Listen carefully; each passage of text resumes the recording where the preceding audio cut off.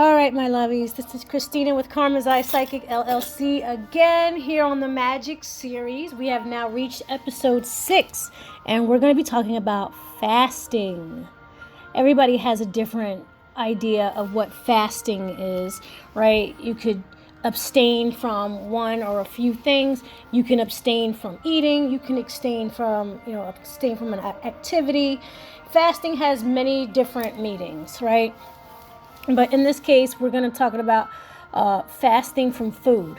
And the magic of fasting is extremely powerful. All right. So if you come from a religious background, like I said in the previous episode, you may have heard of fasting to kickstart your spiritual journey. And what I mean is that this indeed is a really, very well used or very commonly used practice. There are physical and metaphysical components that allow this to happen. But essentially, what is fasting?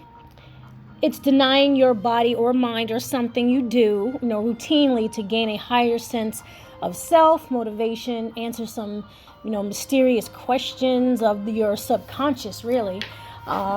Usually when we have a tragedy, when we are experiencing a loss, that would be considered almost like a fasting, where we have met with a loss, and we then question, why did we lose it?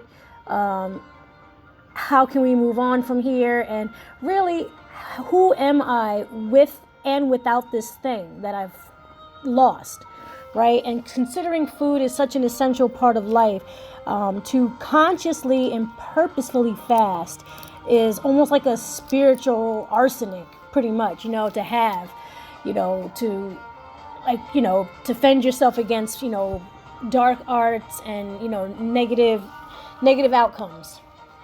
For instance, the most popular type of fasting is denying the body of food for a specific period of time to bring the mind back into alignment with the spirit.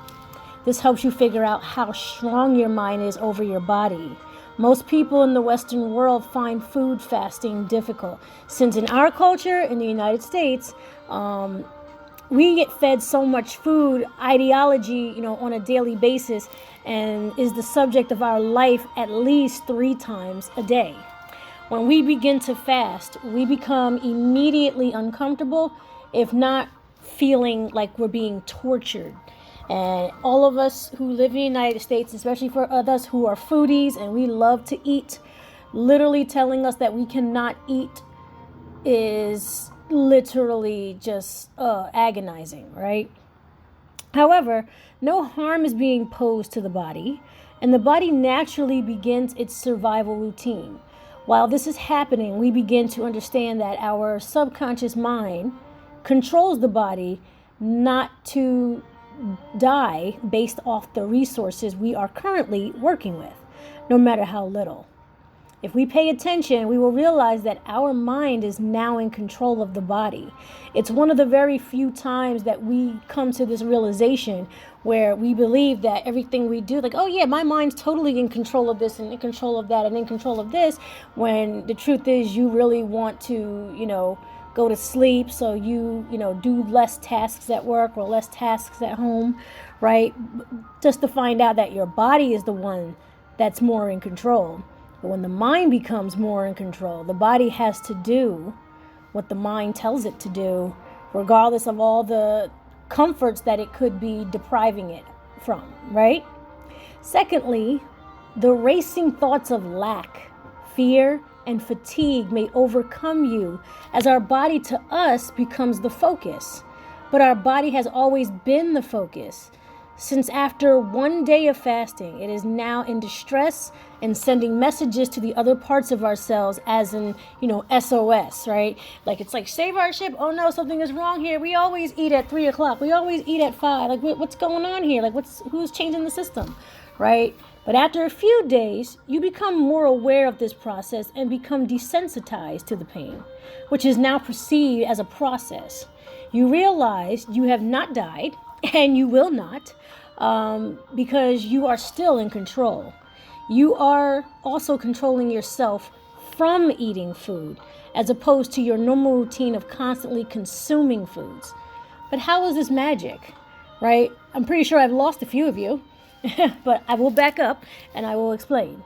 The more your body seeps into this state of disconnecting from the physical need, it then looks toward the mental and spiritual needs that we may have not attended to in a long time. The layer between the spirit and the physical becomes extremely thin, which now you can control. Okay, this is where it gets good, right? This is perfect for meditation, communication with spirits and the dead, and especially with manifestation, right? It's kind of like you're not taking anything in except for the thing that you are visualizing. So now you are giving your manifestations room in your life to fill it into your life, because you are allowing something else to leave. You know, that old tale of, you can't have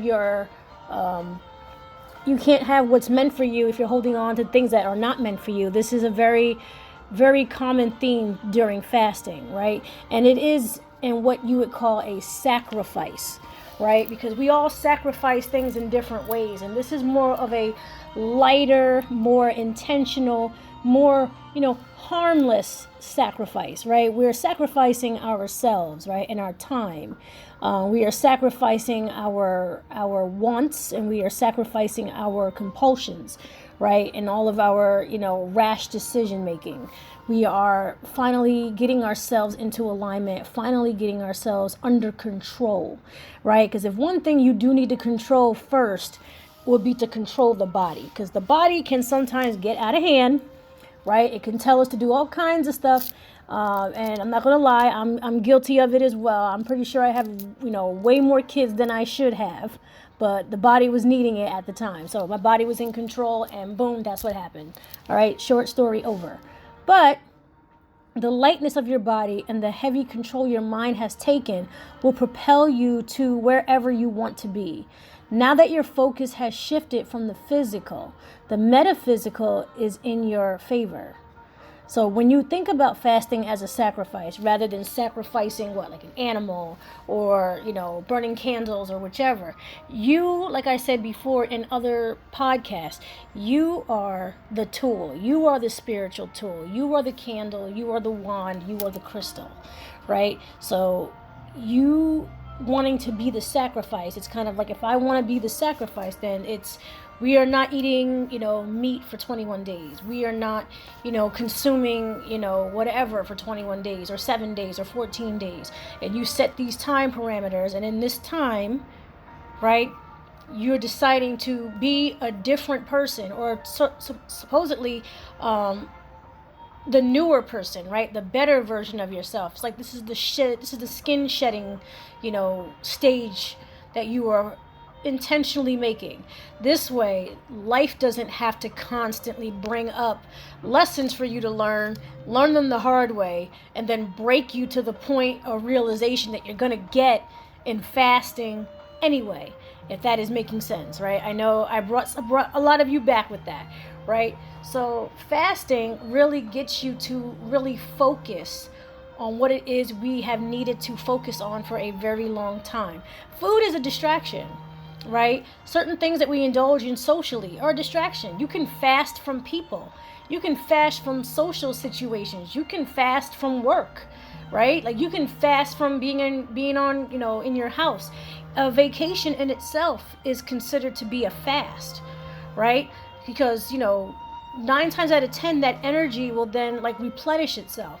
Then you'll be given the energy, then you will be given the resources to then take that vacation again, and then do that fast again, and then expand again, right? You're taking yourself and sacrificing, because we all sacrifice for vacations, right? We save up for them, we plan for them, right? And then we get clothes for them, and we decide who we're taking with us and everything like that, and we map out all the things that we're gonna do, right? Where we're gonna eat, where the events we're gonna go to, and all that yada, right? So in a sense, vacations, right? It's like you're taking a vacation from the demands of your body. For those of you who feel as though your physical body might be consuming your mind or consuming your focus. And a lot of people who are spiritually awakened are very aware of that. right? They're very aware that their bodies call the shots when I want to sleep, or if I want to engage in, sexual activity, or if I want to engage in, recreational drugs and, other, substances, right? So this gives your spirit another incentive to have control, to finally put yourself back on the path that maybe you might have fallen off of, or possibly put yourself on a path that you've never been able to get on. Okay, you will be very surprised with what your dreams look like, what your meditations look like, how you feel going to sleep, how you feel throughout the day rather than exhausted, right? But a lot of subconscious feelings and emotions and thoughts, and ideas will start to bubble to the surface. Excuse me. And it's almost as if we are, uprooting those things. We're no longer suppressing them, right? We're pulling back the curtain and we're finally cleaning out that closet of junk in our heart, in our mind, in our spirit, and even in our aura, in our spiritual force fields. Your spiritual force field becomes cleansed when you are cleansing things out of your body. Other things are coming out of your body. There's toxins, there's all kinds of, poisons, or just things that are unhealthy for you that will in fact be dispersed out of your body when you are fasting. Your body needs a break sometimes from doing the hard work of digesting, and of course I always tell people water. Everybody needs water, and of course if you have other medical needs, things that have sugar in them, right?